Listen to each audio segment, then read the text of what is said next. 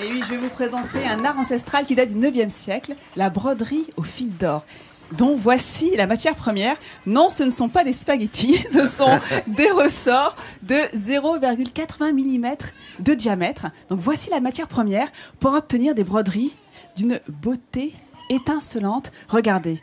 Mais alors, comment pratique-t-on cet art? Eh bien, je vous emmène à Rochefort, le découvrir chez Sylvie Deschamps, l'unique maître d'art en France en broderie d'or. Alors, je vous rappelle que maître d'art, c'est une haute distinction décernée par le ministère de la Culture pour justement distinguer les artisans d'exception. Alors, admirez le travail de l'artiste.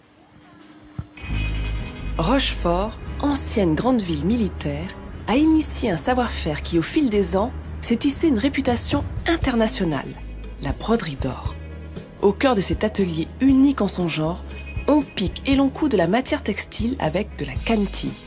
La cantille, c'est ce fil enroulé comme un ressort qui est coupé et ensuite enfilé sur un fil comme une perle et donnera tout son éclat, tout son relief à la broderie.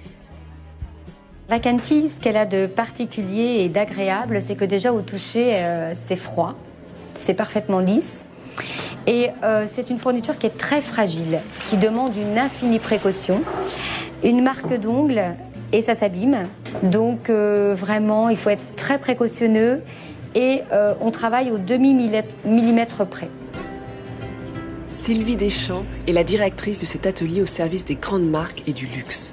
Grâce à elle, des points oubliés datant du XVe siècle renaissent des mains de ces brodeuses.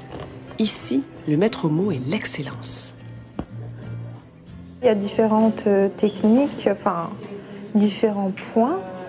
Là, par exemple, ça s'appelle de la couchure. On utilisait ça beaucoup au Moyen-Âge.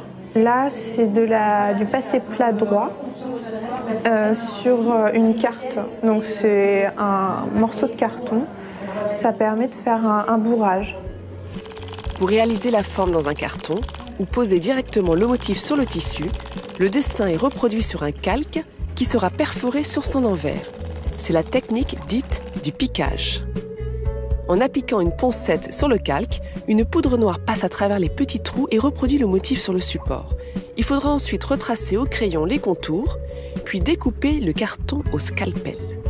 C'est cette découpe en carton qui sera recouverte soit d'un fil à broder, soit de la cantille. C'est très beau. Les élèves stagiaires sont fiers d'être formés par Sylvie et pour cause, la brodeuse au fil d'or est maître d'art depuis 1990. Maître d'art, c'est une haute distinction, mais c'est beaucoup plus qu'un titre. C'est une reconnaissance par ses pairs de son expérience, de son expertise et de ses compétences pédagogiques. Je suis la seule en France à avoir eu ce titre qui m'a été remis au ministère, puisque je suis capable de restaurer des broderies, chose que j'ai appris à Lyon auprès de mon maître qui était Lucie Teston. La restauration d'objets anciens est une des activités de l'atelier qui vient de recevoir l'assise d'un somptueux fauteuil de style Napoléon III. De nombreuses parties dont les cantilles se sont oxydées avec le temps. Le but de la restauration est de conserver un maximum d'éléments d'époque en récupérant précieusement les brins de cantille en bon état. Après qu'une maquette en taille réelle ait été reproduite sur un calque, les broderies vont être découpées et reconstituées. 300 heures de travail seront nécessaires pour redonner à l'objet sa première jeunesse. Il y a toujours beaucoup d'émotions et on pense évidemment à ces petites mains qui ont fait cet ouvrage-là. Donc c'est dans le plus grand respect qu'on donne une seconde vie à toute restauration. Voilà. Une des missions du maître d'art est la transmission de son savoir-faire d'excellence. Pour cela, chacun doit prendre sous son aile un élève et lui apprendre son tour de main. L'élue de Sylvie, c'est elle, Marlène. Elle travaille avec Sylvie depuis qu'elle a 14 ans. Pour elle, la passion pour la technique de la brodure d'or a été immédiate, un vrai coup de foudre. Ça a été le déclic. La fourniture m'a plu, le travail de la cantille, vraiment cette fourniture qui est très spécifique, qui est agréable à travailler, souple, mais en étant fragile à la fois. Et donc, aujourd'hui, j'en fais mon métier. Sylvie profite aujourd'hui d'une renommée internationale. Sollicitée par des grandes marques de luxe, mais aussi par des artistes plasticiens et designers de renom tels que Jean-Michel Otoniel ou Philippe Starck, cette brodeuse au fil d'or a su élever son art à son plus haut niveau de perfection. Et parmi les premiers utilisateurs de la broderie d'or, Laurent, on retrouve notamment l'Église, où la liturgie a une certaine importance, les vêtements liturgiques. Alors regarde Pierrot, je veux bien que tu m'aides. Regardez ce qu'on a là. C'est une mitre. Une mitre. Donc le couvre-chef, voilà, du prêtre ou de l'évêque, qui date de 1920, qui a été restauré. Donc il a fallu 200 heures de travail pour le restaurer. Et c'est exactement, c'est orthodoxe. Alors il y a ce qu'on appelle ici, regardez, du pailletage torsadé. Alors c'est un métier où le vocabulaire est vraiment très codifié, très technique. Là on a ce qu'on appelle un filet. Donc c'est des fils d'or qui recouvrent des découpes en carton pour donner du relief. Là, c'est ce qu'on appelle un point de tige. Donc voilà. Et ça a été brodé sur un fond de velours de soie. Et juste à côté de moi, à droite, Vincent tient un quart de chasuble. C'est un échantillon d'un quart de chasuble qui était présenté au client avant de fabriquer la chasuble. Donc la chasuble, c'est le vêtement aussi du prêtre, sans manches. Alors là, pareil, tout a été brodé de cantilles, or mat, or doré. Et c'est des cantilles 12 carats. Donc les cantilles, c'est ce petit ressort que je vous ai présenté, c'est une base d'argent vernie d'or par électrolyse pour obtenir ce résultat-là. Et alors, Sylvie je pense ne plus travaille... la chasuble, hein, mais je le déplore quand je vois ça, parce que c'est très saillant, c'est très beau.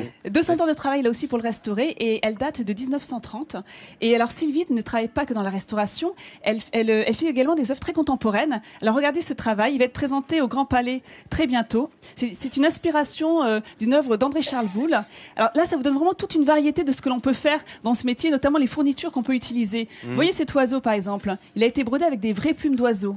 À côté, vous avez des cantilles, donc en or doré, du cristal, des perles.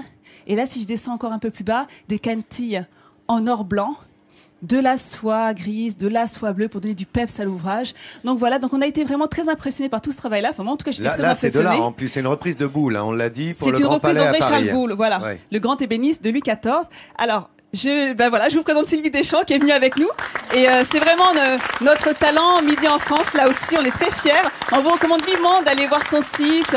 En plus, il n'existe que 2 formations en France, une école et son atelier pour apprendre la broderie d'or. Et je suis très contente parce qu'elle m'a amené le livre des maîtres d'art en France. Il n'y en a que 110 en France. Donc on aura un plaisir à les recevoir dans Midi en France, voilà, dans notre périple. Tu sais quoi, c'est presque nos 110 talents, hein, puisqu'elle fait partie des talents maintenant. Elle a le label Talent Midi en France.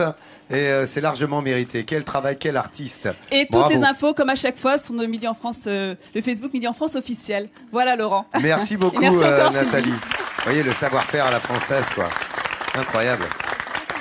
Ces créateurs d'art qui sont tout à fait exceptionnels, un savoir-faire unique.